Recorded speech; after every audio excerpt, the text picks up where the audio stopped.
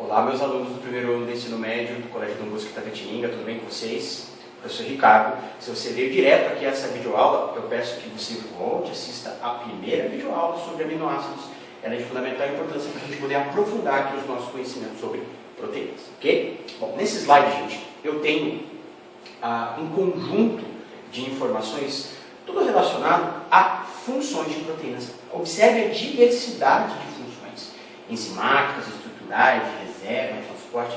Gente, não dá para numa única videoaula a gente esgotar esse assunto. Um assunto muito diverso e muito amplo. Tá?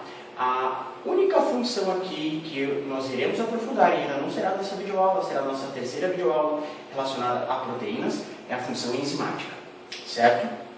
Quando a gente analisa todos os compostos orgânicos da célula, e aqueles que a gente já aprendeu até o presente momento, carboidratos e lipídios, nós já aprofundamos e tivemos uma conversa em sala de aula bem significativa sobre esses dois compostos orgânicos. Continuando, ácidos nucleicos que nós iremos aprender ainda, e vitaminas. Quando nós comparamos essas quatro categorias com proteínas, as proteínas possuem uma diversidade de função muito maior que as demais, certo? Então, aqui, apenas a título de curiosidade, né? Vamos pegar aqui uma função estrutural, rapidinho para a gente entender. Queratina é uma proteína de função estrutural. Toda vez que eu falo que uma proteína tem função estrutural, ela dá sustentação, ela funciona como base, como estrutura, para um tecido, para um órgão, até mesmo para uma célula. Quando eu falo aqui em queratina, nós pensamos em epiderme. A nossa epiderme é queratinizada. É uma proteína sensacional, confere uma proteção, uma base contra micro-organismos, contra agentes físicos, químicos, protegendo a nossa pele, certo? O colágeno, por exemplo, nós vamos encontrar em cartilagens, em ossos, até na pele. A camada que vem logo abaixo, a epiderme, a derme, contém colágeno. E o colágeno sempre relacionado a uma sustentação, a uma base, a uma estrutura, a ossos, cartilagens e a derme.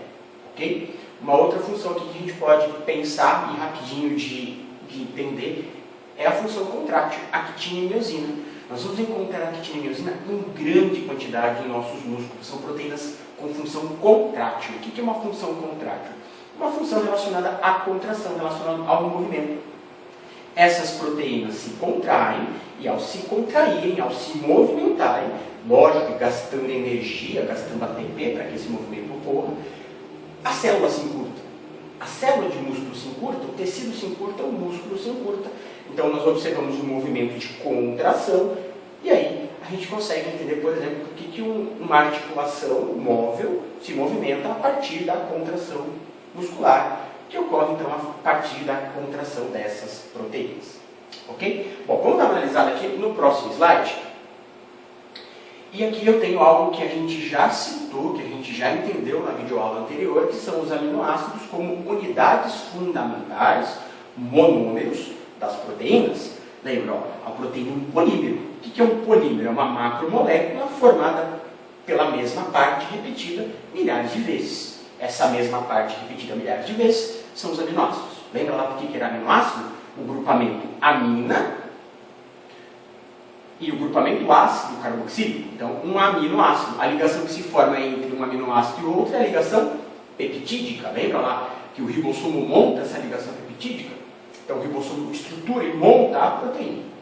Então, aqui eu tenho uma proteína formada, uma proteína estruturada, pronta. Por que eu estou colocando essa imagem para vocês? Percebam que essa proteína ela tem um formato, ela tem uma estrutura, ela tem um volume, tem uma estrutura tridimensional.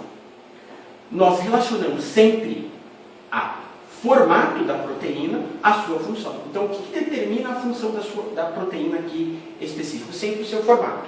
Ela é formada por aminoácidos, esses aminoácidos interagem de diversas formas, montando diversos tipos de estrutura, e aí determinados tipos de proteína apresentam ou uma função ou outra a partir de um volume, de uma estrutura.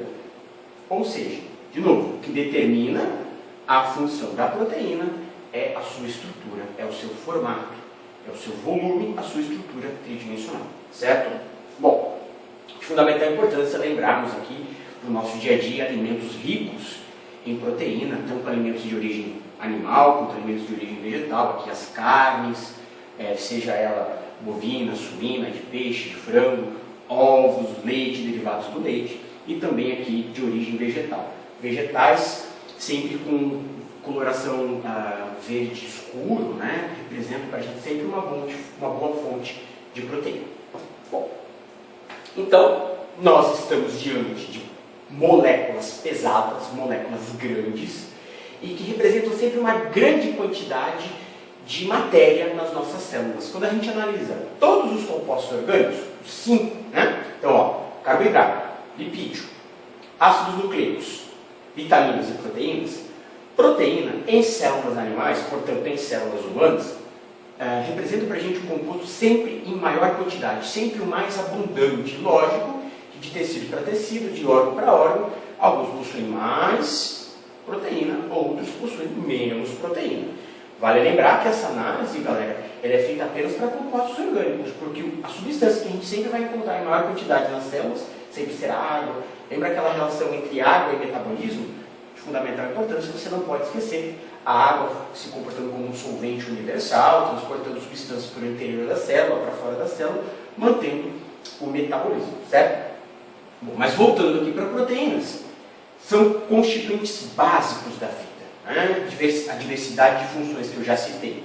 E aí aqui, mostrando para vocês em células animais, a quantidade de proteína que a gente encontra por célula, por tecido, é muito grande, certo? Então aqui uma imagem apenas para exemplificar o que representa a porcentagem de proteínas em tecidos humanos. Pele, ó, 90% da pele em compostos orgânicos como proteína. Olha lá, músculo, musculatura, né? Actina e miosina que eu acabei de citar. O sangue, qual é a proteína que a gente encontra aqui no sangue que a gente já aprendeu? Especificamente dentro dessa célula da hemácia. A hemoglobina, lembra lá a função de transporte? Olha a quantidade de proteína nesses tecidos e nesses órgãos que eu acabei de citar. Voltando a falar de estrutura, olha a diversidade de estruturas. Estrutura primária, um encadeamento linear, um aminoácido conectado ao outro de maneira retilínea.